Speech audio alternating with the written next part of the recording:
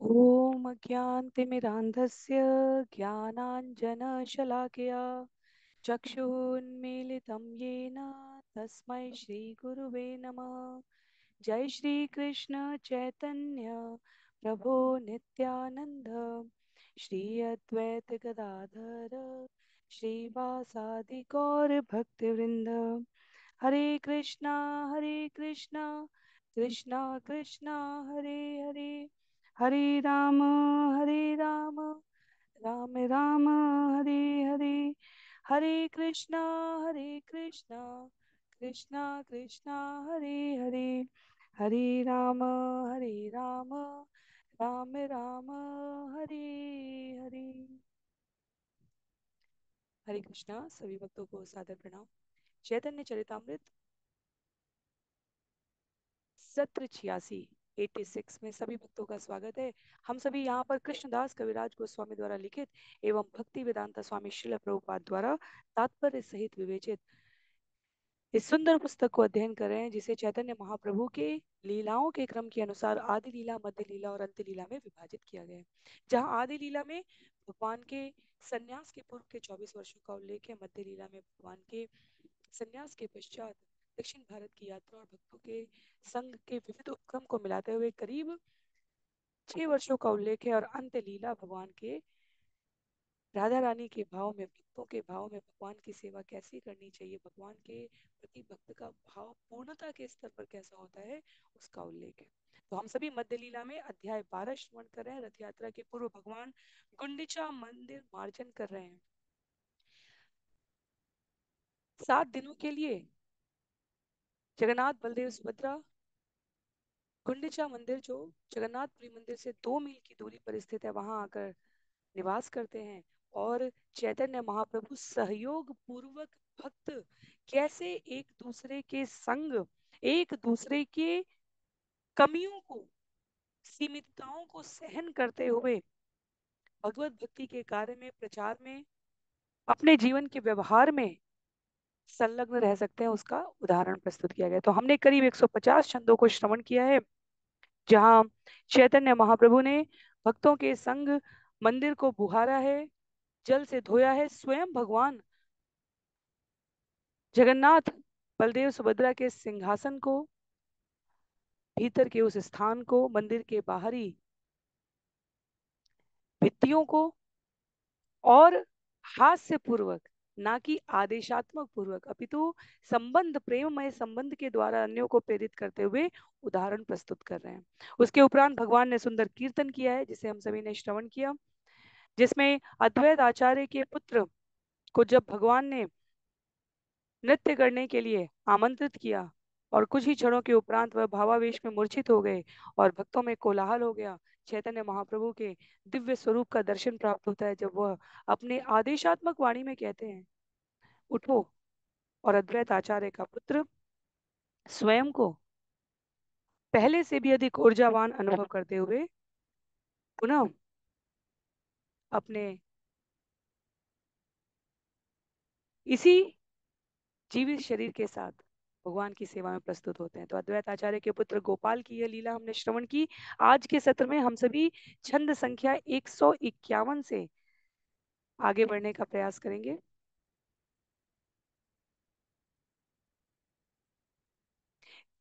कृष्णदास कविराज गोस्वामी इन सब लीलाओं के उल्लेख के उपरांत कहते हैं, एई लीला वर्णिया चिंदास वृंदावन, अतएव संक्षेप करिलु वर्णन। वृंदावन दास ठाकुर ने इस घटना का विस्तार से वर्णन किया है, अतएव मैंने संक्षेप में ही इसे कहा है।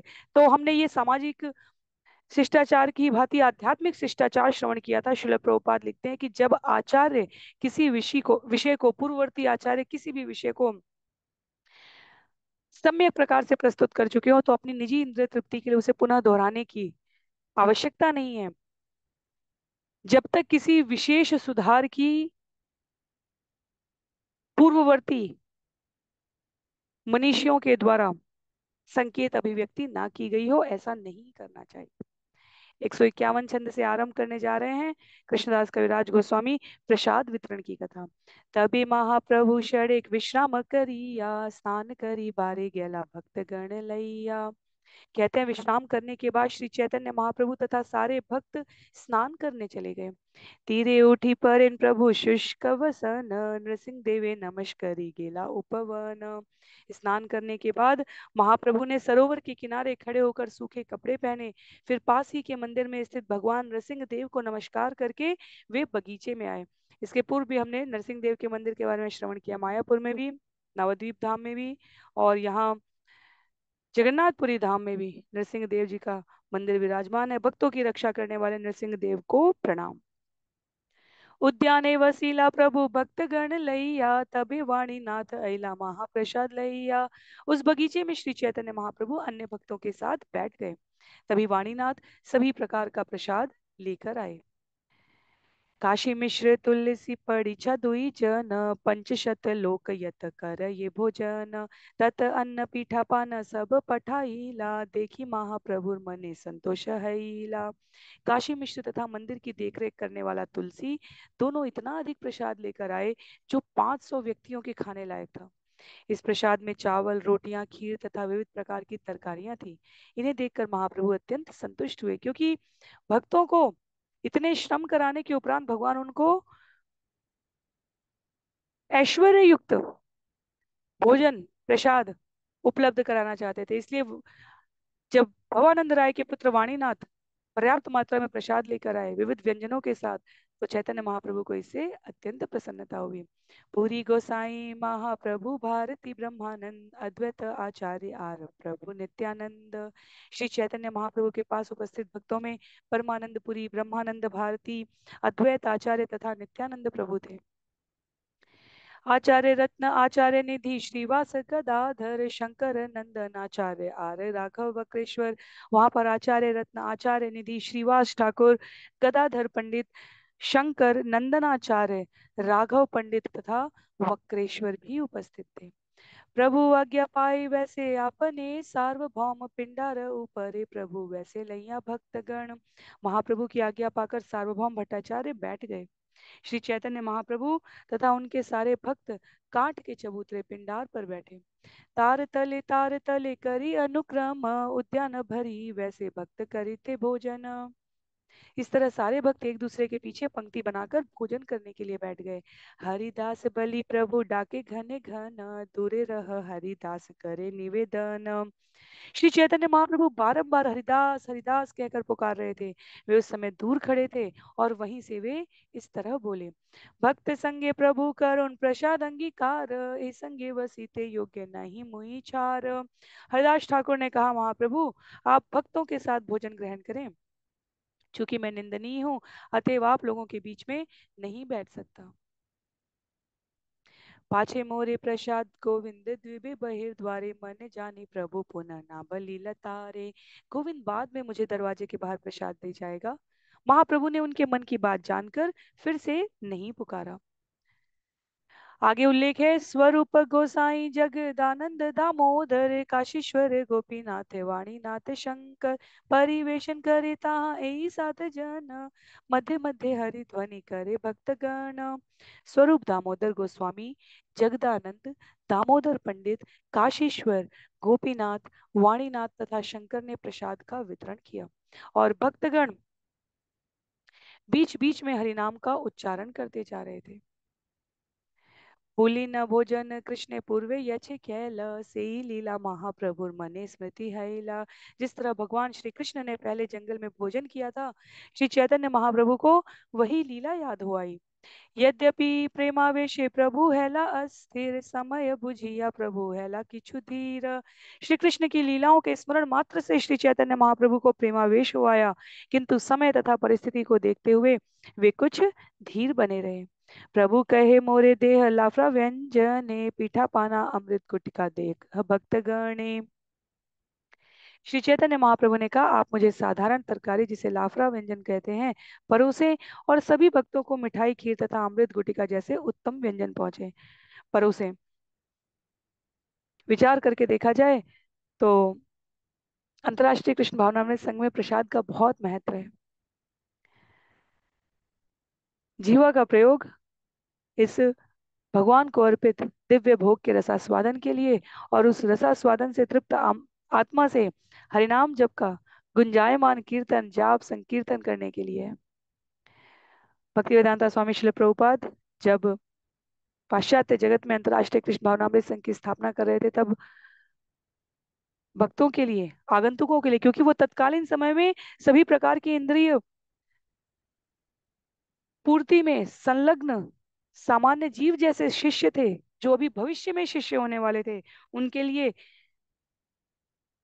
भक्ति वेदांता स्वामी श्रील प्रभुपाद के पास आने का दो प्रमुख आकर्षण था। एक तो सरल स्पष्ट बिना किसी दुविधा के प्रामाणिक शास्त्र के वचन श्रील प्रभुपाद अपनी सुमधुर वाणी में प्रस्तुत करते, जिससे आने वाले आगंतुकों की आत्मा तृप्त होती थी।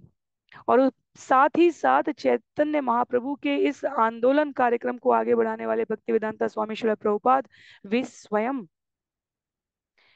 कई प्रकार के व्यंजन कथा श्रवण लीला गुणगान जाप करने के उपरांत इन आगंतुकों को परोसा करते थे, और बहुत समय तक बहुत प्रिय मिठाई के रूप में नियमित रूप से गुलाब जामुन शिल प्रभुपाद के सत्रों के उपरांत आगंतुक भक्तों के लिए उपलब्ध रहती थी। जितने जितना वो लेना चाहें उतना लेकर जा सकते हैं। सामान्य श्रम नहीं रहा है शिल प्रभुपाद का। रात्रि को जाग कर पुस्तकों का इस प्रकार अनुवाद करना, तब गूगल इंटरनेट और अन्य माध्यम नहीं थे, ना कोई ऐसा विशेष शिक्षा संपन्न सहायक था जो विभिन्न पांडुलिपियों को एक एक श्लोक के लिए जितना तात्पर्य हमने श्रीमद् भागवतम में श्रवण किया है, हम देख सकते हैं कि यह साधारण कृत्य नहीं है। रात्रि में पुस्तकों का इस प्रकार अनुवाद करना अपनी नियमित साधना प्रातः काल सायंकाल करने के उपरांत आगंतुकों को उनके मूल स्वरूप का परिचय प्रदान करने के लिए भजन और भोजन के लिए आमंत्रित करना। महीनों तक भक्ति वेदांता स्वामी श्रील प्रभुपाद 70 वर्ष की आयु में यह कार्य अकेले कर रहे थे। हम सभी इसका एक चौथाई एक दसवां भाग भी प्रतिदिन करने में नियमित रूप से उत्साह ऊर्जा सहिष्णुता सभी प्रकार की परिस्थिति प्रतिकूल परिस्थितियों में संयम बनाकर रखते हुए करना। यदि हम अपनी आत्मावलोकन की स्थिति में देखें तो केवल ऊपरी स्तर पर सोचने मात्र से भक्ति वेदांता स्वामी श्रील प्रभुपाद शक्त्यावेश अवतार रहे हैं, इसमें कोई संशय नहीं रह जाता।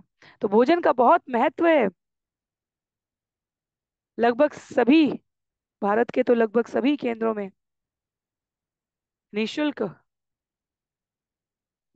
रूप से किसी न किसी प्रसाद का नियमित वितरण होता है, भले खिचड़ी प्रसाद हो हलवा प्रसाद हो।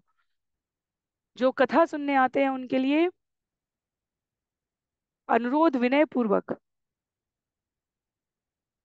शरीर और आत्मा दोनों की तृप्ति हो सके, इसके लिए कथा के साथ साथ भोजन का भी सुंदर प्रबंध किया जाता है। आगे कहते हैं, सर्वज्ञ प्रभु जाने यारे यही भाय तारे तारे से ही देयो याय स्वरूप द्वारा। क्योंकि चैतन्य महाप्रभु सब कुछ जानने वाले हैं, अतः वे जानते थे कि किस व्यक्ति को कौन सा व्यंजन पसंद है। इसलिए चैतन्य महाप्रभु के आदेश से हर एक भक्त को स्वरूप दामोदर के हाथों से उन व्यंजनों को भरपेट परोसा गया है। तो ये चैतन्य महाप्रभु द्वारा प्रशस्त मार्ग का आचार्यों मनीषियों द्वारा वर्तमान समय में भी पालन किया जा रहा है।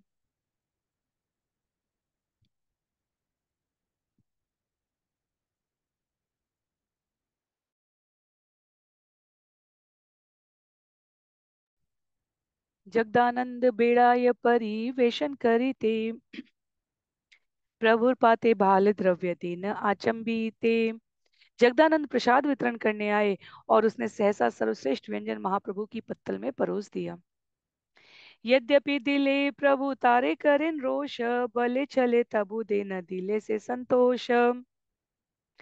जब महाप्रभु की पत्तल में इतना अच्छा प्रसाद परोस दिया गया तो वे बाहर से अत्यधिक क्रुद्ध प्रतीत हुए, किंतु फिर भी जब कभी किसी न किसी बहाने से अथवा जबरदस्ती उनकी पत्तल पर व्यंजन परोस दिए जाते तो महाप्रभु को अत्यधिक संतोष हुआ। इसीलिए हमने आरंभ में पढ़ा था कि चैतन्य महाप्रभु कहते हैं यह मीठी उलाहना है जिसमें चैतन्य महाप्रभु कहते हैं कि आप लोग तो मुझे मेरे आश्रम, संन्यास आश्रम से च्युत करने पर ही तुले हुए हैं। सुंदर भोजन, स्वादिष्ट मधुर आस्वादन, सभी प्रकार की सुख सुविधाएं मेरे शरीर को इस प्रकार देने से आप जगत में मेरी निंदा कराना चाहते हैं। पर चैतन्य महाप्रभु पूर्ण पुरुषोत्तम भगवान है, वो भक्तों के इस भाव को समझते हैं। सर्वश्रेष्ठ वस्तु भगवान को अर्पित की जाती है। और इसी क्रम में जब कोई कहता है कि ये तो मूर्ति है, इनका श्रृंगार करने की क्या आवश्यकता है, या ये उत्सव आयोजन पर धन व्यय करने की क्या आवश्यकता है, या भगवान खाते थोड़ी ही हैं, यह हमारे मन के दोहरे व्यवहार को दर्शित करता है। भगवान भावग्राही है। इस जगत का जो कुछ भी सर्वश्रेष्ठ, सुंदर, सर्वाकर्षक हो सकता है वो भगवान से उद्भूत है, तो वो सबसे पहले भगवान को अर्पित होना चाहिए। वहां से वृक्ष की जड़ को सिंचित करने का जो उदाहरण है, उसके माध्यम से वो समस्त शाखाओं प्रशाखाओं, फल पत्तियों फूल सभी को प्राप्त हो जाएगा। इस संपूर्ण जगत की तृप्ति हो जाती है यदि जीव भगवान की तृप्ति कर देता है। और भगवान की तृप्ति किसमें होती है? ऐसा नहीं है भगवान मात्रात्मक अनुपात देख रहे हैं, भगवान क्वांटिटी नहीं देख रहे हैं, मात्रात्मक अनुपात में नहीं देख रहे हैं, भगवान क्वालिटी देख रहे हैं। जब मैया सुंदर भोजन बनाए, भगवान को अर्पित करे और उसके बाद घर के अन्य सभी सदस्यों सदस्यों को देना चाहे, और उसमें घर में छोटा शिशु हो, अबोध अनजान, वो कहे मैया तुमने इतने प्यार से सबके लिए बनाया, पहले तुम तो चख लो, माता उसमें तृप्त हो जाती है, इस भाव से तृप्त हो जाती है।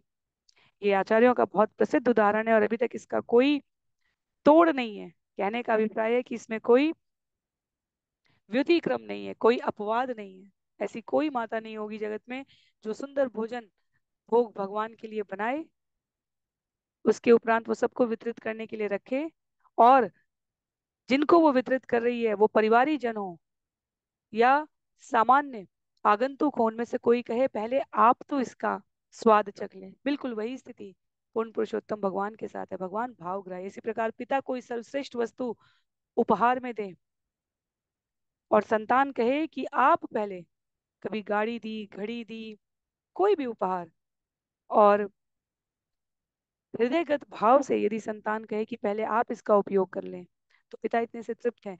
वस्तु के रूप में भाव का विनिमय किया हो जाता है आध्यात्मिक जगत में। तो वस्त्र, श्रृंगार, भोज्य पदार्थ, समय, यह सब कुछ भावगत आदान प्रदान पर आधारित होती है। इसलिए आचार्य निंदा करते हैं बहुत स्पष्ट तरीके से। यह प्रशंसित विषय नहीं है जब कोई कहता है कि जीवन भर की युवावस्था, बाल्यावस्था, युवावस्था, वयस्क अवस्था, ये सब कुछ हम अपनी इंद्रियों को तृप्त करने के लिए इस जगत में समय लगाएंगे, कहीं प्रौढ़ावस्था और वृद्धावस्था जाते समय हरि का नाम लेंगे। उस समय तक तो इस जगत को संचालित करने वाले भौतिक दृष्टि से जो सरकार होती है वो भी हमें रिटायर कर चुकी होती है। और तब ये सोचना कि अब हम जगदीश की सेवा कर सकते हैं, उनके काम में प्रयोग कर सकते हैं अपने समय को, ये बहुत उन्नत विचार नहीं है। इसलिए जब जहां जहाँ जिस प्रकार से भगवत सेवा में संलग्न होने का अवसर प्राप्त हो, जीव को अपने आप को अर्पित करने के लिए प्रस्तुत रहना चाहिए। कृष्ण सर्व आकर्षक, सभी को आकर्षित करने वाले हैं।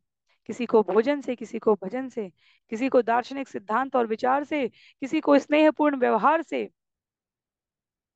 चैतन्य महाप्रभु यहाँ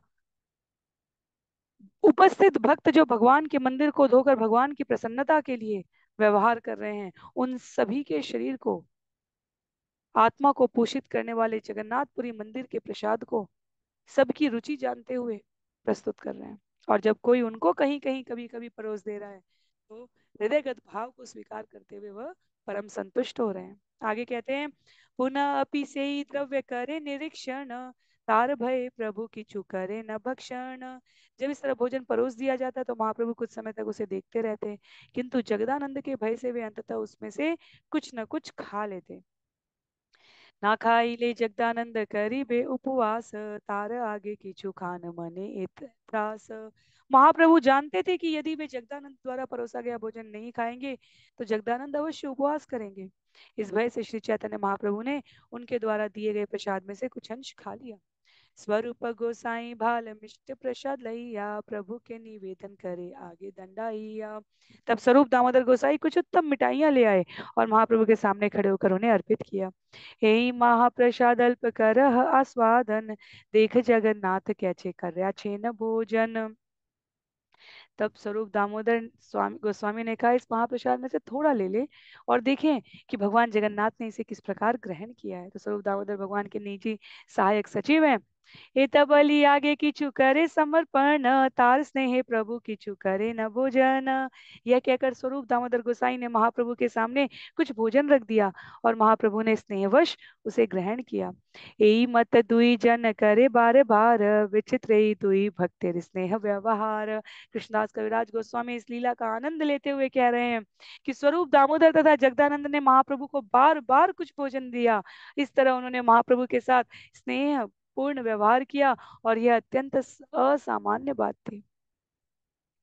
सार्वभौमे प्रभु वसा छिन वाम पाशे, दुई भक्त स्नेह देखी सार्वभौम हासे। महाप्रभु ने सार्वभौम भट्टाचार्य को अपनी दाईं ओर बैठा रखा था। स्वरूप दामोदर और जगदानंद का व्यवहार जब सार्वभौम भट्टाचार्य ने देखा तो वे हंसने लगे। सार्वभौम दयान प्रभु प्रसाद उत्तम, स्नेह करी बार बार करा न भोजन। श्री चैतन्य महाप्रभु सार्वभौम भट्टाचार्य को भी उत्तम भोजन देना चाहते थे, अतः उन्होंने परोसने वालों से बार बार उनकी पत्तल में उत्तम भोजन परोसने को कहा। गोपीनाथ आचार्य उत्तम महाप्रसादानी, सार्वभौम दिया कहे सुमधुर वाणी। गोपीनाथ आचार्य ने भी उत्तम भोजन लाकर मधुर वचन कहते हुए सार्वभौम भट्टाचार्य को दिया। कहाँ भट्टाचार्य पूर्व जड़ व्यवहार, कहाँ यही परमानंद खरह विचार।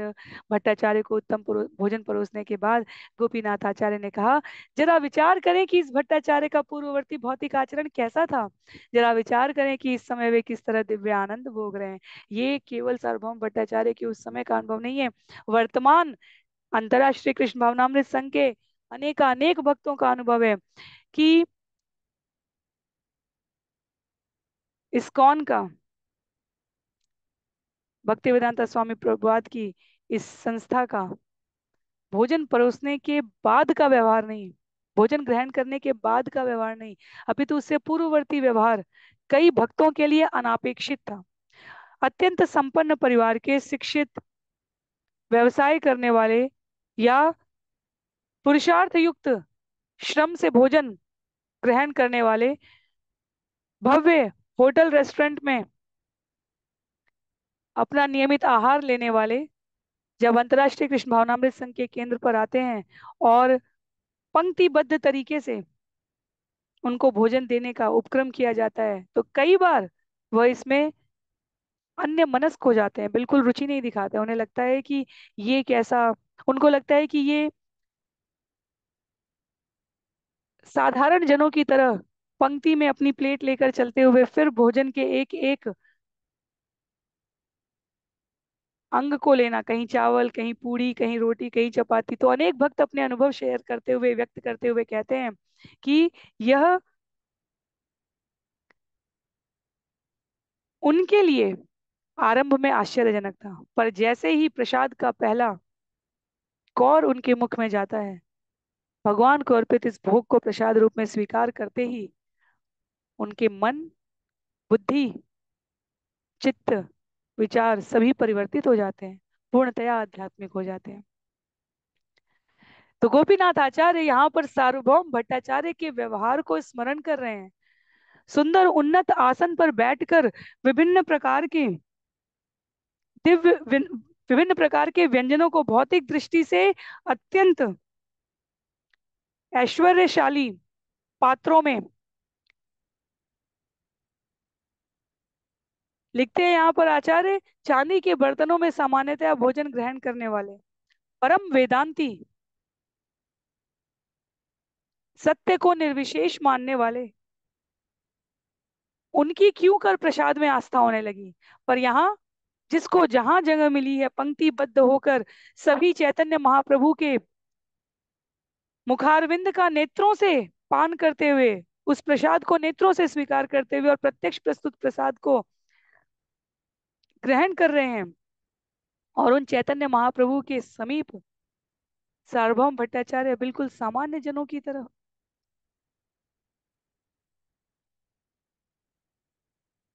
पत्तल में परोसे गए भोजन को ग्रहण कर रहे हैं। तो गोपीनाथ आचार्य संबंधी है, उनका अधिकार है।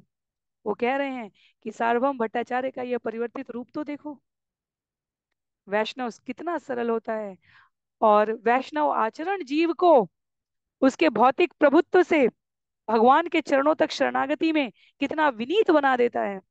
इसका उदाहरण है सार्वभौम भट्टाचार्य। विभिन्न विधि विधानों को भौतिक स्तर पर विभिन्न प्रकार के, एक तरीके से कहा जाए तो दिखावटी आचरण को मानने वाले भट्टाचार्य श्री चैतन्य महाप्रभु की अहेतुकी की कृपा से कैसे बदले जा चुके हैं कि वैष्णवों के साथ चैतन्य महाप्रभु की बगल में बैठकर सामान्य सादा जिसे हम कहते हैं वैसा आचरण प्रस्तुत कर रहे हैं। कहते हैं, जब गोपीनाथ आचार्य ऐसा कहते हैं तो सार्वभौम कहे आमी तार्किक बुद्धि तोमार प्रसादे मोर ए संपत्ति सिद्धि। सार्वभौम भट्टाचार्य को स्वीकार करने में बिल्कुल आपत्ति नहीं है, किंचित भी रोष नहीं है, गर्व नहीं है, अहंकार नहीं है, अपितु कहते हैं, सार्वभौम भट्टाचार्य ने गोपीनाथ आचार्य को उत्तर दिया, मैं तो अल्प बुद्धि तार्किक था, फिर भी आपकी कृपा से मुझे सिद्धि का यह ऐश्वर्य प्राप्त हो सका है। ऐसे ही भक्तों का अनुभव है वर्तमान अंतर्राष्ट्रीय कृष्ण भावनामृत संघ में, कि कई भक्त ऐसे थे जो दो भोज्य पदार्थों को एक दूसरे के साथ नहीं रखते, सब्जी और मिठाई एक साथ नहीं, पर जिन्होंने इस्कॉन में भोजन ग्रहण किया उन्हें पता है कि पत्तल में प्लेट में सभी भोजन आपको स्थान स्थान पर रखकर, तो आपको एक ही, ऐसा नहीं है कि मिठाई खाने के लिए अलग से होता है, कई स्थानों पर होता भी है, पर सामान्यतया जो प्रसाद वितरण में जिसमें सभी स्वाद एक साथ कई बार मिश्रित हो जाते हैं, और भक्त अपने पूर्ववर्ती व्यवहार को और वर्तमान आचरण को अंतर करते हुए देखते हैं कि अब कितनी जीवन में स्वीकार्यता आ गई है, भगवान का प्रसाद महत्व का है, यह भाव प्लेट में प्रस्तुत भोज्य पदार्थों को आध्यात्मिक कर देता है।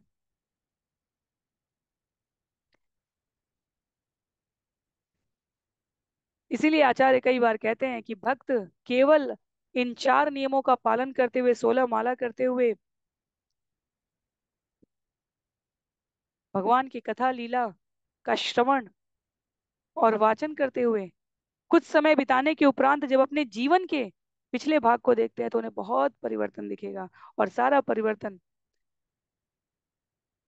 आध्यात्मिक यात्रा की सुगमता को और उन्नत बनाने के लिए ही है। जीवन की सरलता से भगवान के श्री चरणों में दैन्यता, विनीत भाव जागृत होता है। भक्तों का ये सुंदर अनुभव है, और इसकी पूर्ववर्ती उत्पत्ति के मूल के कारण को यदि हम देखें तो यहाँ इस प्रकार हमें दर्शन हो रहा है कि कैसे भगवान की सेवा करने के उपरांत भगवान को प्रदत्त भोग प्रसाद के रूप में प्रसन्नता के साथ भक्तों द्वारा स्वीकार किया जा रहा है। सार्वभौम भट्टाचार्य कहते हैं, महाप्रभु विना के नाही दयामय काके रे गरुण करे एछे कौन हय। सार्वभौम भट्टाचार्य ने आगे कहा, श्री चैतन्य महाप्रभु के अतिरिक्त इतना दयावान कौन हो सकता है। उन्होंने एक कौवे को गरुण बना दिया, भला इतना दयावान और कौन हो सकता है। तार्किक श्रृगाल संगे भेऊ भेऊ करी सेई मुखे एबे सदा कही कृष्ण हरि। तार्किक व्यक्ति रूपी सियारों के साथ में भौं भौं की गूंज करता था, अब मैं उसी मुंह से कृष्ण तथा हरि के पवित्र नामों का उच्चारण कर रहा हूँ। कहाँ बहिर्मुख तार्किक शिष्य गण संगे, कहाँ ही संग सुधा समुद्र तरंगे। कहाँ मैं अभक्त तार्किक शिष्यों की संगति में रहता था, कहाँ अब मैं भक्तों के संग रूपी अमृत के सागर की लहरों में निमग्न हूँ। हमारे आचार्य कभी भी वैदिक शास्त्रों के विषयों पर तार्किक कुतर्क में रुचि नहीं लेते, क्योंकि उनका मन तो भक्ति रूपी सरस सरिता में स्नान करने में, अर्थात इस दिव्य लहरों का आस्वादन करने में संलग्न है।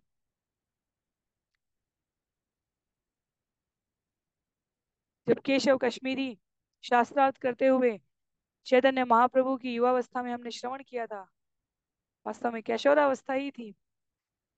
आते हैं तो नवद्वीप के जो आध्यात्मिक भाव भक्ति में संलग्न विद्वज्जन है, उन्होंने अरुचि दिखा दी थी।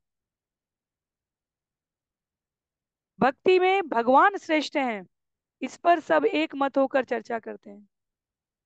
इसके अलावा वैदिक साहित्य की किसी भी शाखा प्रशाखा में यदि चर्चा का मुख्य विषय स्वयं को अन्यों से श्रेष्ठ प्रस्तुत करना है, भक्त इसमें कोई रुचि नहीं दिखाता। अनावश्यक है, समय की व्यर्थता है ये। जो कहना है, शास्त्र का जो सार है, वो भगवान ने वेदांत सूत्र के रूप में भगवत गीता में स्वयं प्रस्तुत कर दिया है। जो श्रवण करने के उपरांत पालन करना है, वो श्रीमद् भागवतम में व्यास देव जी द्वारा व्यक्त किया गया है। जो पालन करने के उपरांत व्यवहार रूप में भाव होना चाहिए, वो पूर्ण पुरुषोत्तम भगवान श्री कृष्ण ने यहाँ चैतन्य चरितामृत में चैतन्य महाप्रभु बनकर आचरण करके दिखा दिया है। तो क्या सत्य है, कैसे उसका पालन किया जाए, और उसको पालन करने के उपरांत जीवन में क्या परिवर्तन, क्या परिणाम आता है, ये चैतन्य चरितामृत में व्यक्त है। इसलिए आचार्य कहते हैं भगवत गीता भागवतम चैतन्य चरितामृत पर्याप्त है जीव को इस जगत का, इस शरीर का परम लक्ष्य बतलाने के लिए।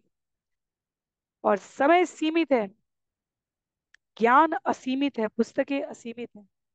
सीमित समय में हम सर्वश्रेष्ठ लक्ष्य कैसे प्राप्त करें, इसके लिए तो पूर्ववर्ती गुरु शिष्य परंपरा के आचार्यों के मार्गदर्शन में व्यवहार करके, पालन करके ही श्रेष्ठतम सिद्धि की प्राप्ति हो सकती है। तो सार्वभौम भट्टाचार्य कह रहे हैं, कहाँ मैं तार्किक शिष्यों की संगति में रहता था जो अभक्त थे। अभक्त इसलिए क्योंकि उनके जीवन में स्वयं की इंद्रिय तृप्ति श्रेष्ठ थी। कहाँ अब मैं भक्तों के संग रूपी अमृत के सागर की लहरों में निमग्न हूँ, जहाँ सबका एकमात्र लक्ष्य भगवान की प्रसन्नता है।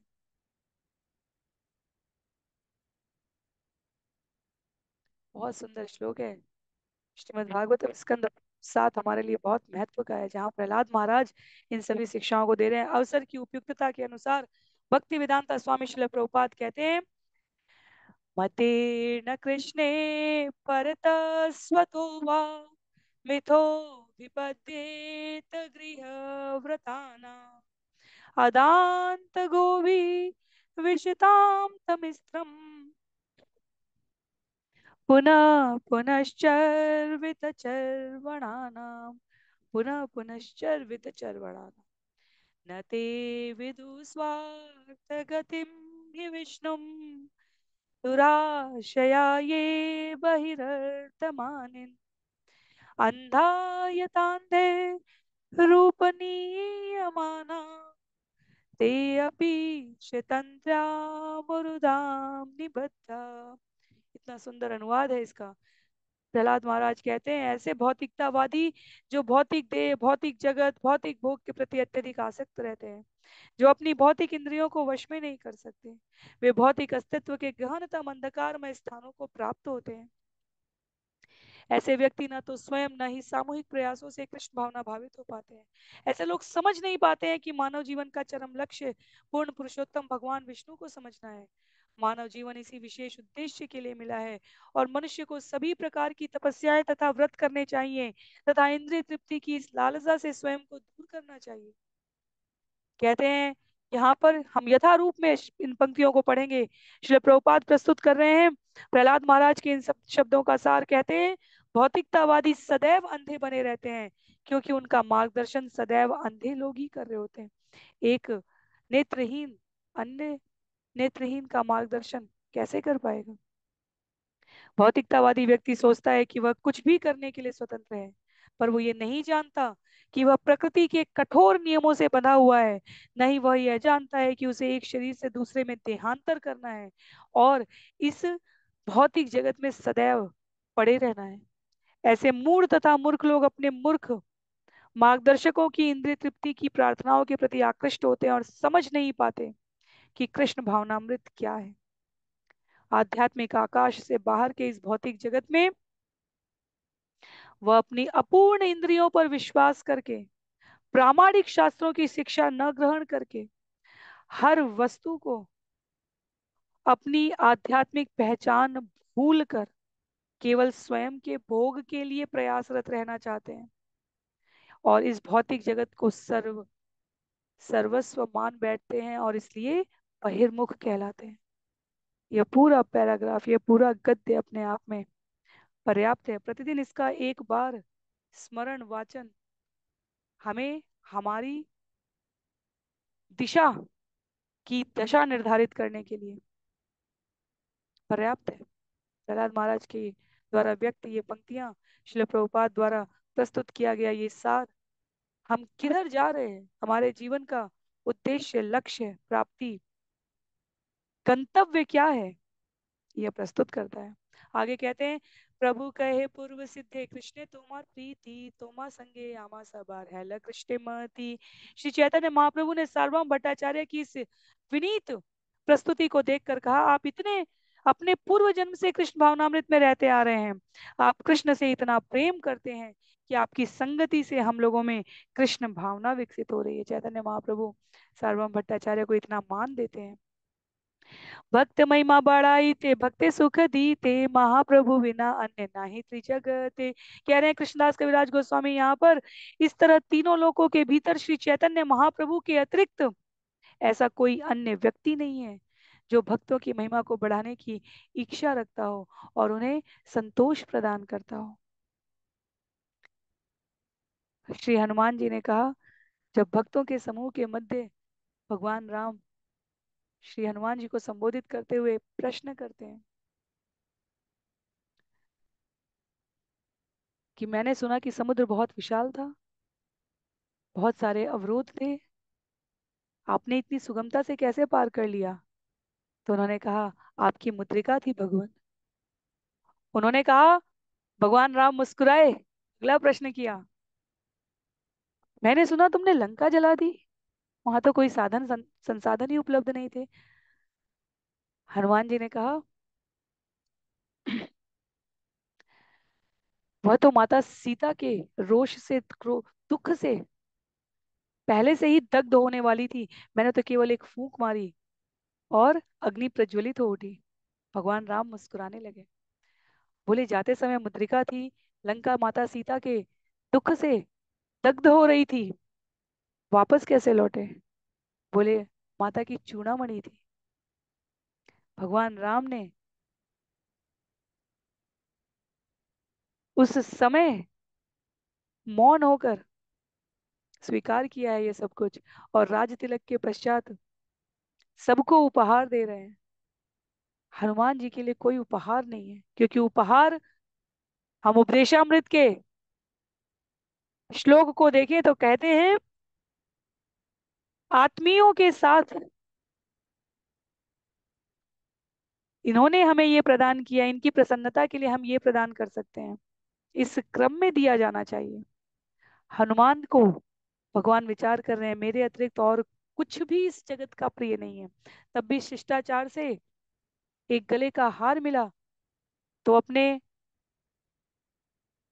अत्यंत सरल भाव में एक एक मोती को चबा कर खोल कर देख रहे हैं कि क्या इसमें मेरे आराध्य राम और सीता हैं, यदि नहीं है तो ये मेरे किसी कार्य का नहीं है। और जब किसी ने किंचित हास्य के साथ कह दिया कि आपने अपना वानर प्रजाति का स्वरूप दिखा दिया, इतना सुंदर हार आपने इस प्रकार से तोड़ मोड़ दिया, तब हनुमान जी को कोई क्रोध नहीं आया कि मुझे ऐसा कहा जा रहा है। और तब भगवान ने वहां पर घोषणा की, हनुमान ने अपना कोई नाम नहीं रखा, हनुमान ने अपना कोई विशेष रूप नहीं रखा, हनुमान को अपनी यश प्रसिद्धि की कोई कामना नहीं है। और जब मेरा भक्त, मेरा मित्र, मेरा सखा मुझसे ही अपने संबंध को परिभाषित करने वाला जीव ऐसा रहता है, ऐसा व्यवहार करता है, ऐसा आचरण करता है, तब उसका नाम, उसका रूप, उसका यश दिग दिगंत तक मैं स्वयं प्रचारित करता हूँ। हनुमान जी की पूरी देह को, अब अनेकों अनेक कथाएं हैं भगवान के ये अत्यंत निकट पार्षद, ये देवता साधारण नहीं है, ये अत्यंत सम्माननीय है, कम से कम हमारे स्तर पर तो बिल्कुल भी नहीं है। ऐसा कभी समझने की हमें भूल नहीं करनी चाहिए इंद्र के व्यवहार से, ब्रह्मा के आचरण से। जब हम कथाओं में सुनते हैं कि वो भगवान को विस्मृत कर गए, या भगवान के साथ किस प्रकार गोवर्धन लीला की कथा में हनुमान जी, गणेश जी, ये सभी उच्चतर जीव है, भगवान के परम भक्त हैं। संपूर्ण शरीर में इस प्रकार सिंदूर का लेपन, तेल अर्पित करना, तो रूप का, नाम का, भगवान के नाम से पहले भगवान अपने भक्तों से कहवाते हैं, राम दुआरे तुम रखवारे, हो तना आज्ञा बिनु पैसारे, आपकी इच्छा के बिना, आपकी आज्ञा के बिना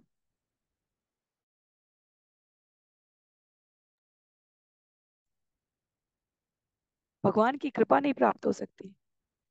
तो भक्तों की महिमा को बढ़ाने की इच्छा और संतोष चैतन्य महाप्रभु, जो स्वयं पूर्ण पुरुषोत्तम भगवान है, उनके अतिरिक्त और कोई नहीं करता। भगवान की भक्ति करने में जो परम बुद्धिमान है, उन्हें भगवत भक्ति का आश्रय लेना चाहिए, इसलिए क्योंकि उन्हें लाभ हानि का सम्यक ज्ञान होता है। भगवान की भक्ति में कभी हानि नहीं है। ऐसा निवेश, ऐसा इन्वेस्टमेंट जो इस जन्म के पश्चात भी कार्य करे, वो एकमात्र भगवान की भक्ति है, इसके अतिरिक्त कहीं प्राप्त नहीं हो सकता। इसलिए चैतन्य महाप्रभु के इस आंदोलन को प्रचारित करते हुए भक्ति वेदांता स्वामी श्रील प्रभुपाद ने कहा था, जो इस जगत में बुद्धिमान है, वो वास्तव में भक्ति के इस मार्ग को, अंतर्राष्ट्रीय कृष्ण भावनामृत संघ के इस प्रयास को समझ सकते हैं। क्योंकि परम बुद्धिमान व्यक्ति अपने समय का, अपनी ऊर्जा का, अपने निवेश का सम्यक ध्यान रखता है, परम सत्य को जानने का जिज्ञासु होता है, वह अपने महत्व की, अपने लाभ की बातों को तुरंत पहचान जाता है, और कृष्ण भावनामृत में उसे यह सब कुछ प्रचुरता में प्राप्त होता है। आगे कहते हैं, तो इस प्रकार भगवान ने सार्वभौम भट्टाचार्य की महिमा का मंडन किया है। गोपीनाथ आचार्य ने भक्त के रूप में परिवर्तन होने के पश्चात जीव कैसा दिव्य आकर्षक हो जाता है, यह सार्वभौम भट्टाचार्य के उदाहरण से बताया है। आगे पुनः प्रसाद लीला पर आते हुए चंद संख्या 187 में कहते हैं, तबे प्रभु प्रत्येक सब भक्ते नाम लैया, मीठा पाना देओ आइला प्रसाद करिया। तब श्री चैतन्य महाप्रभु ने जगन्नाथ जी पर चढ़ाया गया सारा पीठा पाना, मिठाई तथा खीर लेकर अन्य सभी भक्तों को एक एक करके बुला बुलाकर उनमें वितरित कर दिया।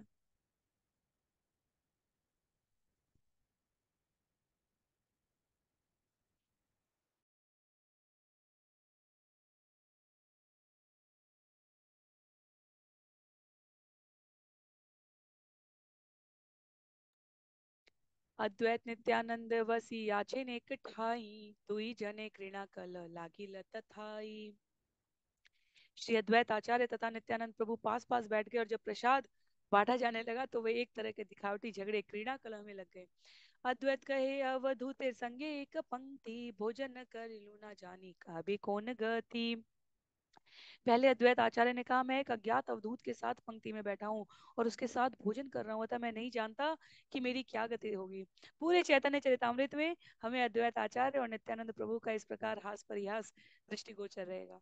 तो एक बार पुनः यहाँ पर अद्वैत आचार्य नित्यानंद प्रभु एकत्र हैं। इससे पहले हमने कहाँ श्रवण किया था, जब चैतन्य महाप्रभु को वृंदावन ना ले जाने का उपक्रम करते हैं नित्यानंद प्रभु, और अद्वैत आचार्य को नाव लेकर आने के लिए कहते हैं, और उस प्रकार उनके घर भेजते हैं, और स्वयं अन्य मार्ग से पहुंचते हैं, और अद्वैत आचार्य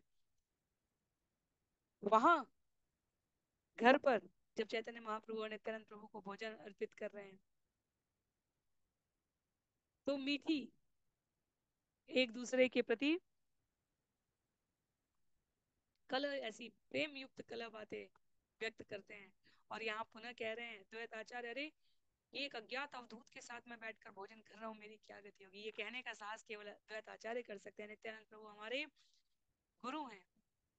आध्यात्मिक बल हमें बलराम जी नित्यानंद प्रभु जी से प्राप्त होता है। कहते हैं आगे, प्रभुत सन्यासी वहाँ नहीं अपचय, अन्न दोषे सन्यासी दोष नहीं है। श्री चैतन्य महाप्रभु तो सन्यासी हैं, अद्वैत आचार्य कह रहे हैं, अतः वे कोई दोष नहीं देखते। तथ्य तो यह है कि सन्यासी कहीं का भी अन्न खाने से प्रभावित नहीं होता। नाना दोषेर मत्स्य करी यही शास्त्र प्रमाण, आमित गृहस्थ ब्राह्मण आमार दोष स्थान। पर अपने लिए कहते हैं अद्वैत आचार्य, शास्त्रों के अनुसार यदि सन्यासी दूसरों के घर में भोजन करे तो इसमें कोई त्रुटि नहीं है, किंतु गृहस्थ ब्राह्मण के लिए इस तरह भोजन करना दोषपूर्ण है। जन्म कुल शीलाचार ना जानी या हार, तार संगे एक पंक्ति बढ़ अनाचार। कहते हैं जिन लोगों का पूर्व जन्म कुल चरित्र तथा आचरण अज्ञात हो, उनके साथ गृहस्थों को भोजन करना उचित नहीं है। नित्यानंद कहे तुम्ही अद्वैत आचार्य, अद्वैत सिद्धांते बादे शुद्ध भक्ति कार्य। जब नित्यानंद प्रभु को इस प्रकार कहा अद्वैत आचार्य ने, तो नित्यानंद प्रभु ने तुरंत ही अद्वैत आचार्य का खंडन करते हुए कहा, आप निर्विशेष अद्वैतवाद के शिक्षक हो और अद्वैतवादी निष्कर्ष प्रगतिशील शुद्ध भक्ति के पथ में बहुत बड़ा अवरोध है। अद्वैत आचार्य शास्त्रिक परिभाषा दे रहे हैं कि गुण कर्म का विचार करने के साथ जो शील युक्त आचरण करते हैं उनके साथ भोजन करना चाहिए।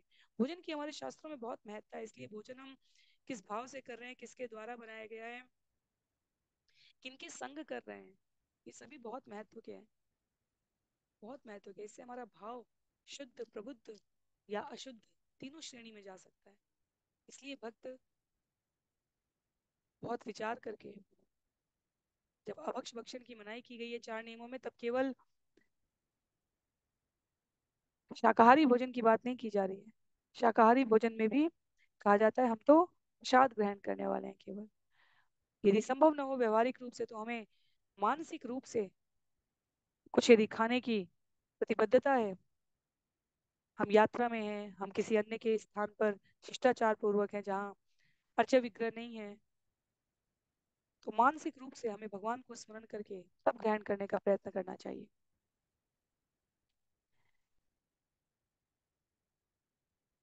तो अद्वैत आचार्य यहाँ नित्यानंद प्रभु को कहते हैं कि पता नहीं मैं किन के साथ कर रहा हूँ भोजन। और नित्यानंद प्रभु ने कहा भोजन की बात तो छोड़ो, भोजन की बात तो बाद में आती है, आपका तो नाम ही अद्वैत है। पूर्ण पुरुषोत्तम साकार स्वरूप भगवान की महिमा का गुणगान ना करते हुए आप तो निर्विशेषवाद के शिक्षक रहे हो। और निर्विशेषवाद, भगवान है ही नहीं, उनका कोई आकार ही नहीं है, कोई परम शून्य है जिसमें सभी को समाहित हो जाना है, ऐसे अपूर्ण सत्य प्रगतिशील शुद्ध भक्ति के पथ में बहुत बड़ा विरोध है, अवरोध है। आपने तो ऐसा प्रचार कर रखा वास्तव में ये सत्य नहीं है। दोनों एक दूसरे की खिंचाई कर रहे हैं। कहते हैं तुम्हारा सिद्धांत संग करे यही जाने, एक वस्तु बिना से ही द्वितीय नहीं माने। जो आपके निर्विशेष अद्वैतवादी दर्शन में भाग लेता है, वह एक ब्रह्म के अतिरिक्त अन्य कुछ भी नहीं स्वीकार करता, जो हमने अभी श्रवण किया। तो ये तो बहुत बड़ा अवरोध हो गया भक्ति की प्राप्ति में। जिस व्यवहार के लिए, आचरण के लिए चैतन्य महाप्रभु अपना जीवन समर्पित करने के लिए उद्यत है, यहाँ पर आपकी शिक्षा तो बहुत बड़ा अवरोध है। और श्रील प्रभुपाद कह रहे हैं यहाँ पर कि अद्वैत आचार्य और नित्यानंद के बीच की ये वार्ता एक प्रकार की क्रीड़ा कलह है, जो सारे भक्तों के लिए महान उपदेश का कार्य करती है। श्री नित्यानंद प्रभु बतलाना चाहते हैं कि शुद्ध भक्त अद्वैत आचार्य अद्वैत सिद्धांत से सहमत नहीं है। तो यह समझने की हमें भूल नहीं करनी चाहिए कि यह वास्तव में अद्वैत आचार्य का आचरण है। सुंदर यहाँ पर तात्विक तात्पर्य प्रस्तुत करते हैं श्रील प्रभुपाद, यह बतलाने के लिए कि शास्त्रों के मंत्रों में निर्विशेषवाद के अद्वैत सिद्धांत की पुष्टि नहीं हुई है, और भक्तों को यह स्पष्ट रहना चाहिए।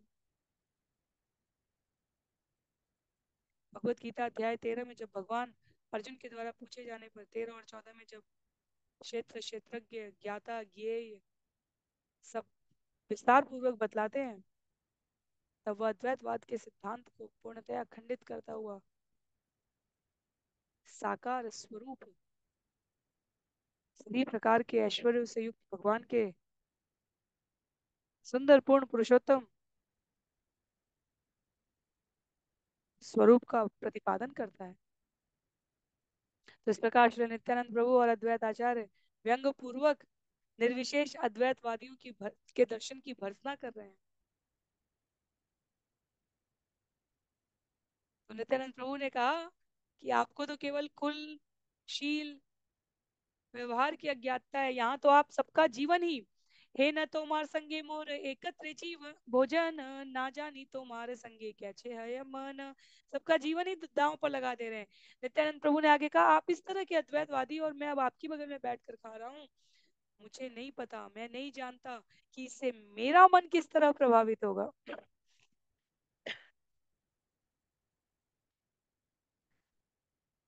क्या दोनों का कहने का आशय यहाँ पर यह है कि भक्तों को लोगों की संगति करते समय अत्यंत सावधान रहना चाहिए। हम जिनकी भक्ति में रुचि नहीं है उनको संग दे सकते हैं, पर उनका संग लेने की बात नहीं सोचनी चाहिए। उससे हमारे जीवन में भक्ति प्रभावित हो सकती है, कई बार बाधित हो सकती है। तो मायावादियों से, सहजिया वैष्णवों से, इन सब से अपने आप को हमें अत्यधिक बचा कर रखना चाहिए। तो इस प्रकार आगे यहाँ प्रसाद लीला अब अंतिम कुछ छंदों में है। कहते हैं यही मत दुई जने करे बला बली व्याज स्तुति करे दुहे ये न गाला गाली। इस तरह दोनों बातें करते और एक दूसरे की प्रशंसा करते रहे, यद्यपि उनकी प्रशंसा नकारात्मक जान पड़ती थी, क्योंकि ऐसा लग रहा था मानो एक दूसरे को गाली दे रहे हो। तबे प्रभु सर्व वैष्णवेर नाम लैया महाप्रसाद देन महाअमृत सिंचिया। तत्पश्चात सारे वैष्णवों का नाम ले लेकर बुलाकर महाप्रभु ने महाप्रसाद वितरित किया, मानो वे अमृत छिड़क रहे हों। उस समय अद्वैत आचार्य तथा नित्यानंद प्रभु की क्रीड़ा कला अधिकाधिक रोचक लगने लगी। भोजन करी उठे सबे हरि ध्वनि उठे सब स्वर्ग मर्त्य भरी। भोजन करने के बाद सारे वैष्णव हरि हरि की ध्वनि करते हुए उठ खड़े हुए। यह हरि ध्वनि सभी उच्च लोकों तथा निम्न लोकों में भर गई। तबे महाप्रभु सब निज भक्त गणे सभा कार्य श्री हस्ते दिला माल्य चंदने। इसके बाद श्री चैतन्य महाप्रभु ने अपने सारे भक्त संगियों को अपने हाथों से फूल मालाएं तथा चंदन लेप प्रदान किया है। तबे परिवेशक स्वरूपादि सात जन गृह भीतरे कैल प्रसाद भोजन। प्रसाद वितरण में लगे स्वरूप दामोदर आदि सात भक्तों ने इसके बाद कमरे के भीतर भोजन किया है। अब छंद संख्या 201 में कह रहे हैं कृष्णदास कविराज गोस्वामी प्रभु रव शेष गोविंद राखी लधरिया से ही अन्न हरिदास किछु दिल लैया। गोविंद ने महाप्रभु द्वारा छोड़े गए कुछ शेष प्रसाद को सावधानी से रख लिया और बाद में इसमें से कुछ अंश हरिदास ठाकुर को लाकर दे दिया। भक्तगण गोविंद पाश किछु मागी नील से ही प्रसादान गोविंदापनि पाइला।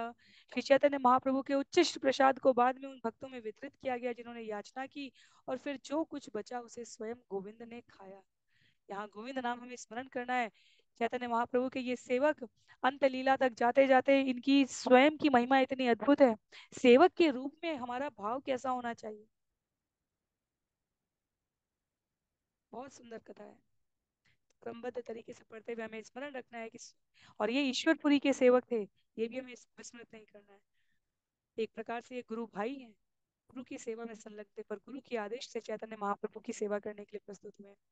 उल्लेख आएगा, हम इसे विस्तार से श्रवण करेंगे, पर यहाँ सिर्फ संक्षेप के लिए एक बार चैतन्य महाप्रभु द्वार को ऐसे रोकते हुए द्वार पर विश्राम कर रहे थे भावावेश में।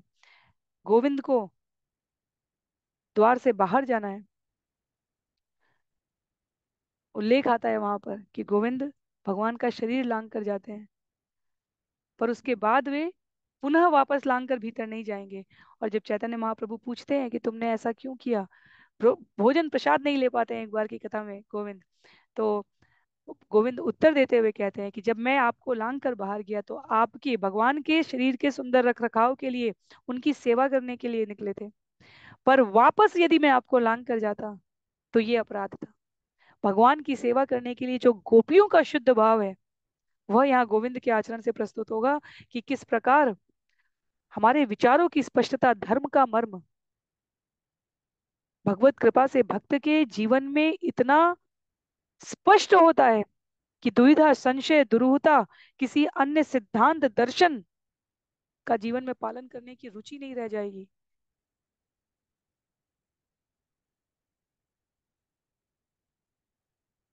स्वच्छ दर्पण के समान भक्त के विचार व्यवहार में परिणत हो जाते हैं भगवत कृपा से। तो ये कथा हम आगे विस्तार में श्रवण करेंगे, पर केवल गोविंद का परिचय अब सबको बांटने के उपरांत हरिदास ठाकुर के लिए रखा है, जिन्होंने याचना की उन भक्तों में वितरित किया है, और उसके बाद जो बचा है वो गोविंद ने खाया है। स्वतंत्र ईश्वर प्रभु करे नाना खेला, धोया पाखला नाम कैला एक एई एक लीला। परम स्वतंत्र भगवान नाना प्रकार की लीलाएं करते हैं। गुंडीचा मंदिर की धुलाई और सफाई उनमें से केवल एक है। तो इस प्रकार 204 से लेकर 222 तक अब नेत्रोत्सव का उल्लेख है। कहते हैं, आर दीने जगन्नाथ नेत्रोत्सव नाम, महोत्सव हैला भक्तिर प्राण समान। अगले दिन नेत्रोत्सव मनाया गया। यह महोत्सव भक्तों के प्राणों के समान था। भगवान जगन्नाथ के अभिषेक उत्सव के बाद रथ यात्रा से एक पखवाड़े पहले के दिनों में भगवान जगन्नाथ के शरीर को नहलाने के बाद फिर से रंगने की जो आवश्यकता पड़ती है, उसे अंगराग कहा गया है।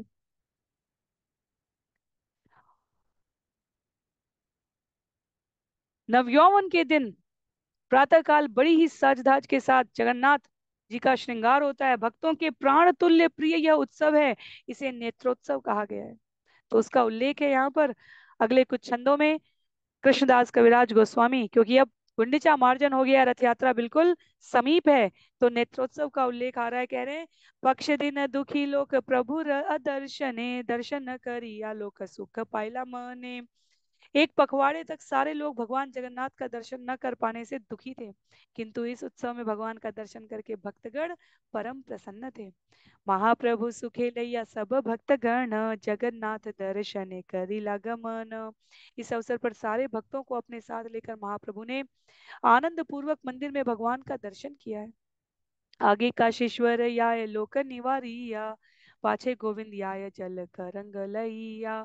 जब श्री चैतन्य महाप्रभु मंदिर में दर्शन करने गए, तो काशीश्वर उनके आगे आगे चलकर भीड़ को रोक रहे थे, और पीछे पीछे गोविंद थे, जो जल से भरा सन्यासी का कमंडल लिए हुए थे। तो काशीश्वर और गोविंद, ये दोनों चैतन्य महाप्रभु के निजी सेवक हैं। भीड़ में सभी चैतन्य महाप्रभु के शरीर को स्पर्श करना चाहते हैं, सन्यासी का को इस प्रकार स्पर्श स्वीकृत नहीं है, और इसलिए सामाजिक मर्यादा शास्त्रों के वैदिक सत्य के व्यवहार के आचरण को प्रदर्शित करते हुए काशीश्वर बलवान बलिष्ठ थे, वह आगे रहते थे, गोविंद भगवान की सेवा में कमंडल लिए हुए पीछे अपने आप को रखते हैं। यह अध्याय लगभग यहाँ पर समाप्त हो रहा है, और रथ यात्रा के पूरे भाव में सभी भक्तगण अपने आप को संलग्न करने वाले हैं। कृष्णदास कविराज गोस्वामी अगले अध्याय की भूमिका बना रहे हैं यहाँ पर, और इसलिए इस नेत्रोत्सव का उल्लेख करते हुए कुछ छंदों में कह रहे हैं, प्रभु रागे पूरी भारती दुहार गमन, स्वरूप अद्वैत दुहेर पार्श्वे दुई जन। जब श्री चैतन्य महाप्रभु मंदिर की ओर जा रहे थे, तो परमानंद पुरी तथा ब्रह्मानंद भारती उनके आगे आगे चल रहे थे, और स्वरूप दामोदर तथा अद्वैत आचार्य उनके अगल बगल चल रहे थे। पाछे पाछे चली आय आर भक्त गण, उत्कंठाते ग्याला सब जगन्नाथ भवन। अन्य सारे भक्त परम उत्सुकता के साथ महाप्रभु के पीछे पीछे जगन्नाथ जी के मंदिर गए हैं। दर्शन लोभे ते करी मर्यादा लंघन, भोग मंडपे या करे श्रीमुख दर्शन। उन सब ने भगवान का दर्शन करने की परम उत्सुकता के कारण विधि विधानों की उपेक्षा कर दी, और भगवान के मुख का दर्शन करने के लिए ही वे सब भोग मंदिर में चले गए। तो विधि विधान बहुत आवश्यक है, पर जीवन की रागानुग भक्ति उससे परे हो जाती है। हमें उल्लंघन नहीं करना चाहिए, इसीलिए आचार्यों के आचरण का हम अनुशीलन करते हैं। कहते हैं आगे, त्रिशार्थ प्रभुर नेत्र भ्रमर युगल, गाढ़ तृष्णा पिए कृष्ण वदन कमल। श्री चैतन्य महाप्रभु भगवान का दर्शन करने के लिए अत्यंत प्यासे थे, अतः उनके दोनों नेत्र उन दो भौरों के तुल्य बन गए, जो साक्षात कृष्ण स्वरूप भगवान जगन्नाथ के कमलवत नेत्रों के मधु का पान कर रहे थे। सुंदर संस्कृत साहित्यिक अलंकार यहाँ उपमापूर्ण तरीके से कृष्णदास कविराज गोस्वामी अपनी भाषा में प्रस्तुत कर रहे हैं। नेत्रों को भौरों के तुल्य बताया गया है, और जैसे भौरे मधु का पान कर रहे हैं, वैसे साक्षात कृष्ण स्वरूप भगवान जगन्नाथ के कमलवत नेत्रों के मधु का पान चैतन्य महाप्रभु कर रहे हैं। स्वयं के स्वरूप को भगवान निहार रहे हैं। प्रफुल्ल कमल जिनी नयन युगल, नीलमणि दर्पण कांति गंड झलमल। भगवान जगन्नाथ की आंखें प्रफुल्लित कमलों के सौंदर्य को जीतने वाली और उनकी गर्दन नीलमणि से बने दर्पण की तरह कांति युक्त थी। आज भी जब हम सभी जगन्नाथ जी के किसी भी दिखने में छोटे स्वरूप का या अत्यंत वृहद विशाल जगन्नाथपुरी के विग्रह का दर्शन करें, जगन्नाथ जी के नेत्र कितने उत्कंठित दिखते हैं भक्तों का दर्शन करने के लिए। इसलिए भक्तों को कहा जाता है हमें मंदिर इसलिए नहीं जाना चाहिए कि हम भगवान से कुछ मांग सकें, भगवान को देख सकें। जगन्नाथ जी के भाव में देखा जाए तो भगवान अपने भक्तों को देखने के लिए कितने उत्कंठित रहते हैं। प्रफुल्लित कमलों के सौंदर्य से युक्त जगन्नाथ जी की आंखें। सामान्यतः श्री चैतन्य महाप्रभु के लिए उल्लेख आएगा, आगे हम श्रवण करेंगे कि वो जगन्नाथ जी का दर्शन दूर से गरुड़ स्तंभ के पीछे खड़े होकर किया करते थे। पर क्योंकि 2 सप्ताह से 15 दिन से भगवान का दर्शन स्नान यात्रा से रथ यात्रा के मध्य का जो समय था वह अत्यंत विरह का समय होता है, क्योंकि भक्त दर्शन नहीं कर पाते चैतन्य महाप्रभु का। वही समय काल यहाँ पर उल्लेखित किया जा रहा है। इसलिए उत्सुकतावश सभा भवन को पार करके वे भोग कक्ष में पहुंच गए, जहां जगन्नाथ जी का मुख देख सके। भगवान का दर्शन हमें एक निश्चित दूरी से करना चाहिए, क्योंकि भगवान के विग्रह के आसपास अनेकों प्रकार के अर्चा विग्रह सामग्रियां होती हैं। उनके ऊपर अर्पित फल, पुष्प, चंदन, रोरी, अक्षत, अनेकों प्रकार की वस्तुएं हो सकती है। हमने इसे हरिनाम चिंतामणि पुस्तक में श्रवण किया है, अर्चा विग्रह के प्रति होने वाले अपराधों में। तो अर्चा विग्रह और गुरु के निजी सेवकों से हमें अत्यधिक सतर्कता पूर्वक एक निश्चित दूरी से व्यवहार करना चाहिए। असावधानी पूर्वक कहीं कोई अपराध ना हो जाए, यह विचार करते हुए आज चैतन्य महाप्रभु पूरे भाव में कहते हैं, कृष्णदास कविराज गोस्वामी, बांदुलीर फूल जिनी अधर सुरंग, ईशत हसित कांति अमृत तरंग। भगवान की ठुड्डी लाल रंग से रंगी हुई थी, जो बांदुली फूल की शोभा को मात करने वाली थी। इससे उनके मंदहास की सुंदरता बढ़ गई, जो अमृत की चमकीली तरंगों के समान थी। श्रीमुख सुंदर कांति बाड़े छड़े छड़े, कोटि भक्त नेत्र भृंग करे मधुपाने। उनके सुंदर मुख की कांति प्रतिक्षण बढ़ती जा रही थी और करोड़ों भक्तों के नेत्र भौरों के तुल्य उसका मधुपान कर रहे थे। यत पिए तत तृष्णा बाणे निरंतर, मुखाम्बुज शाणी नेत्र नायाय अंतर। जो जो उनके नेत्र भगवान के कमल मुख का अमृत तुल्य मधु पी रहे थे, त्यों तो उनकी प्यास बढ़ती जा रही थी। इस तरह उनकी आंखें उन्हें छोड़ नहीं पा रही थी। अपना सुंदर मुखमंडल देखकर भगवान कितने भाव विभोर है।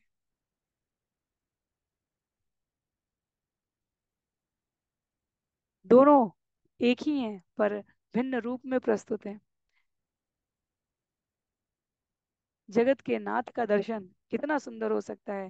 चैतन्य महाप्रभु के लिए यहाँ पर कृष्णदास कविराज गोस्वामी कह रहे हैं, एई मत महाप्रभु लैया भक्त गण, मध्याह्न पर्यंत कैला श्रीमुख दर्शन। इस तरह श्री चैतन्य महाप्रभु तथा उनके भक्तों ने जगन्नाथ जी के मुख का दर्शन करके दिव्य आनंद प्राप्त किया। ऐसा दोपहर तक चलता रहा। श्वेत कंप अश्रुजल वहे सर्वक्षण, दर्शनेर लोभे प्रभु करे संवरण। हमेशा की तरह चैतन्य महाप्रभु के शरीर में दिव्य आनंद के लक्षण प्रकट हो आए। उन्हें पसीना हो आया, वे कांपने लगे, उनके नेत्रों से लगातार अश्रु की धारा बहने लगी।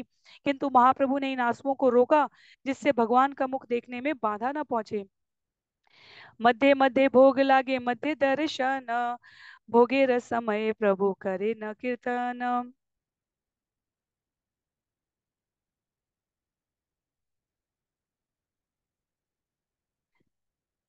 जब जब भोग लगाया जाता, केवल तभी भगवान जगन्नाथ का मुख दर्शन करने में बाधा पहुंचती थी। इसके बाद वे पुनः उनका मुख देखने लगते।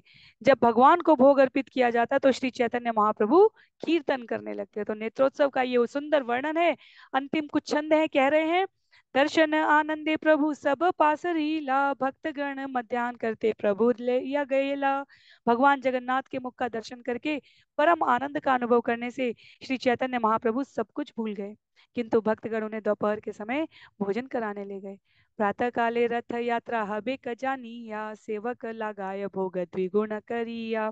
ये जानते हुए कि रथ यात्रा प्रातः काल शुरू होगी, जगन्नाथ जी के सारे सेवकों ने चढ़ाए जाने वाले भोजन की मात्रा दुगनी कर दी। तो भक्तों के लिए ये बहुत ही आवश्यक समय, बहुत ही महत्वपूर्ण अवसर है पूरे वर्ष का। गुंडीचा मार्जन लीला संक्षेप कहीला, यहाँ देखी सुनी पापिर कृष्ण भक्ति हैला। मैंने गुंडीचा मंदिर के धोने और साफ करने की महाप्रभु की लीला का संक्षिप्त वर्णन किया है। इन लीलाओं को देखकर अथवा सुनकर पापी व्यक्तियों में भी कृष्ण भक्ति जागृत हो सकती है। अंतिम छंद अध्याय का कह रहे हैं कृष्णदास कविराज गोस्वामी, श्री रूप रघुनाथ पदे यार आश, चैतन्य चरितामृत कहे कृष्णदास। श्री रूप और श्री रघुनाथ के चरण कमलों की वंदना करते हुए और सदैव उनकी कृपा की कामना करते हुए मैं कृष्णदास उन्हीं के पद चिन्हों का अनुसरण करते हुए श्री चैतन्य चरितामृत कह रहा हूँ। इस प्रकार श्री चैतन्य चरितामृत मध्य लीला के 12वें अध्याय का भक्ति वेदांत तात्पर्य पूर्ण हुआ, जिसमें गुंडीचा मंदिर की धुलाई तथा सफाई का वर्णन हुआ है। वास्तव में देखा जाए तो गुंडीचा मार्जन की कथा हमारे हृदय के समस्त कल्मशों को दूर करने के रूप में व्यक्त की गई है। उसके पश्चात की प्रसाद लीला जो हमने श्रवण की, वह भक्तों को शरीर को सम्यक रूप से स्वस्थ सौष्ठव युक्त रखते हुए भगवान की सेवा में प्रवृत्त रहने के लिए, भगवत कृपा का अनुभव कराने के लिए, भगवान अपने भक्तों को तृप्त करने के लिए कितने प्रयत्नशील रहते हैं वह बतलाने के लिए है। सार्वभौम भट्टाचार्य और गोपीनाथ आचार्य का जो हमने संवाद श्रवण किया, वह भक्ति से पूर्व की हमारी यात्रा और भक्ति आरंभ करने के क्रम के कुछ समय के पश्चात की यात्रा में कितना दैवीय अंतर आ जाता है वह स्पष्ट करने के लिए है। अद्वैत आचार्य और नित्यानंद प्रभु की प्रेम पूर्ण क्रीड़ा कलह वार्ता जो हमने श्रवण की, वह ये संकेत करती है, हमें सतर्क करती है कि प्रामाणिक आचार्यों के मार्गदर्शन में शिक्षा ग्रहण करने के अतिरिक्त अन्य किसी भी प्रकार का प्रयास हमारे लिए कितना अनावश्यक और लक्ष्य विहीन होता है। तो गुंडीचा मार्जन की कथा, यह अध्याय अपने आप में 222 छंदों में बहुत दिव्य है। बहुत सारे भक्ति के व्यवहारिक सूत्र हैं इसमें। और अगले अध्याय के लिए कृष्णदास कविराज गोस्वामी ने जिन्हें यहाँ भूमिका स्पष्ट की है, रथ यात्रा आ गया है, नेत्रोत्सव एक दिन पहले किया है और रथ यात्रा का उत्सव आ गया है। अगले दिन प्रातः काल से भगवान भक्तगण, बंगाल से आए हुए समस्त भाग लेने वाले नागरिक, स्वयं जगन्नाथपुरी के स्थानीय निवासी सभी रथ यात्रा की तैयारी में संलग्न होंगे। उन्हें चैतन्य महाप्रभु के दिव्य नृत्य का दर्शन का लाभ मिलेगा। ये सब कुछ करीब 167 छंदों में अगले अध्याय में व्यक्त है। पूर्ण पुरुषोत्तम भगवान की कृपा से, श्रील प्रभुपाद के मार्गदर्शन में, गुरु महाराज के अनुग्रह से हम सभी अगले सत्र में इसे श्रवण करने का प्रयास करेंगे। सभी को बहुत बहुत आभार।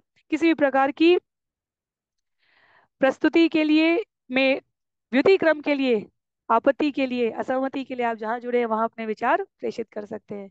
आज के सत्र को यहीं पर समाप्त करते हैं। कृष्णदास कविराज गोस्वामी जी की जय, श्रील प्रभुपाद की जय, श्रील गुरुदेव की जय, अनंत कोटि वैष्णव वृंद की जय, नामाचार्य श्रील हरिदास ठाकुर की जय। हरे कृष्ण।